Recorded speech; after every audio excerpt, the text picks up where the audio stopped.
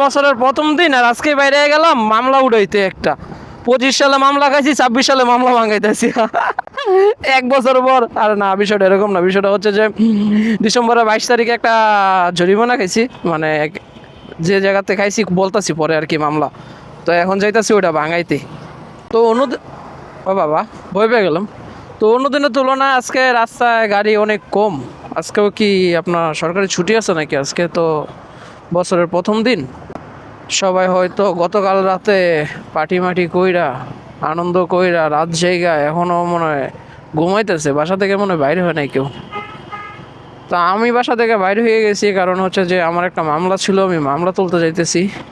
না ভাই, আমিও আজকে বাসায় থাকতাম, বাসা থেকে বাইরে হইতাম না, ঘুমাইতাম, সারাটা দিন ঘুমায় কাটাইতাম। নতুন বছর অনেকক্ষণ সিগনালে বসে থাকার পর যখন সিগন্যালটা ছাড়ে, বুঝছেন, মানে যে একটা আনন্দ লাগে, পুরো ঈদের মতন একটা আনন্দ লাগে। মনে হয় যে কালকে ঈদ, আজকে চাঁদ রাত। আর হ্যাঁ, মামলা কেন খাইছি ওইটাও বলতেছি আপনাদেরকে, একটু ওয়েট করেন একটু। তো আসেন এবার বলি যে মামলা কেন খাইছি। তো মামলা খাইছি মূলত ক্যান্টনমেন্টের ভিতরে। আমি ফার্স্ট টাইম ক্যান্টনমেন্টের ভিতরে ঢুকি। তো ঢুকার পরে আমরা যেহেতু বাইরে বাইক চালাই অভ্যাস, আমাদের বাইরে তো ওইরকম নিয়ম কানুন নাই, যতটুকু আছে অতটুকু আমরা মানি। কিন্তু ক্যান্টনমেন্টের ভিতরে তো একদম পুরো 100% ট্রাফিক আইন যেটা, ওইটা মানতে হয়। তো আমি ঢোকার পরে দেখি যে হচ্ছে যে আপনার ফার্স্টে সিগন্যালেই হচ্ছে আপনার সবুজ বাতি জ্বলে আছে। তো হয়তো বা 2-3 সেকেন্ড বাকি ছিল।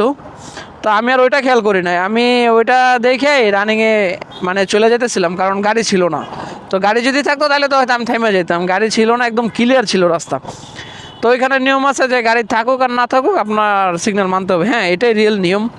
তো আমরা তো আর ওইটা মনে থাকে নাই।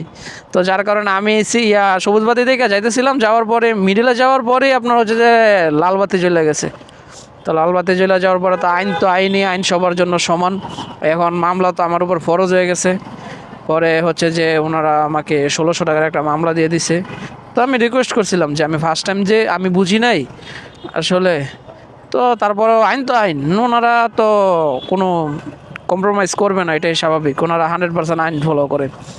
আর এটাই তো উচিত, 100% আইন ফলো করা। কিন্তু আমগর তো সমস্যা হয়ে গেছে, আমরা তো বাহিরে ওইরকম নিয়ম কানুন নাই।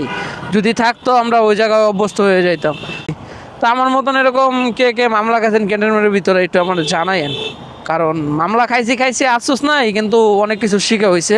আর ওই জায়গায় ঢোকার পরে সব কিছু এরকম জানি আউলা যায়, প্যাঁচ লেগে যায়, সব কিছু ভয় ভয় লাগে যে ডানে যামু না বামে যামু, নাকি কোন লেনে থাকমু, ফার্স্ট লেনে না সেকেন্ড লেনে, মানে সব কিছু এরকম জানি আউলা যায়। আর যার কারণে এরকম অবস্থা হয়ে যায়। তো এখন যাবো বাইকের টায়ার চেঞ্জ করতে। বাইকের টায়ার চেঞ্জ করার পরে আরেকটা কাজ আছে, ওই কাজটা করব। তো আজকের এই মানে প্রথম দিনটা, 26 সালের প্রথম দিনটাই আমার আজকে যাচ্ছে একটু কি বলবো পেরেশানির উপরে। সেটা হচ্ছে যে প্রথমে তো মামলা ভাঙানো, তারপরে এখন বাইকের টায়ার চেঞ্জ করবো। টায়ারটাকে চেঞ্জ করে 1 2 3 4 5 এখন দেন কত কত হয়েছে টোটাল 6700 জমা দেন। আসি ভাই, আল্লাহ হাফেজ। তো পিছনেরটা এখন আপাতত চেঞ্জ করলাম, কারণ টাকা পয়সা শর্ট। কিছুদিন পরে আবার সামনেটা চেঞ্জ করতে হবে। এমআরএফ এর টায়ার স্টকে যেটা আছে এটা নিল হচ্ছে যে আপনার 6700 টাকা, পিছনেরটা লাগানো সহ, জেল টেল সব কিছু এভরিথিং। কম নিল না বেশি নিল আমি এটা জানি না, আপনারা যদি কেউ জানেন তো জানায়। তো আজকে প্রথম দিনেই হচ্ছে যে আপনার বছরের প্রথম দিনেই এতগুলো টাকা শেষ। এখন আরও কিছু কেনাকাটা লাগবে, ওইগুলা একটু পরে করতেছি। তো এই আর কি, দেখা হবে আবার পরবর্তী ভিডিওতে আপনাদের সাথে। সবাইকে অনেক অনেক ধন্যবাদ। আসসালামু আলাইকুম।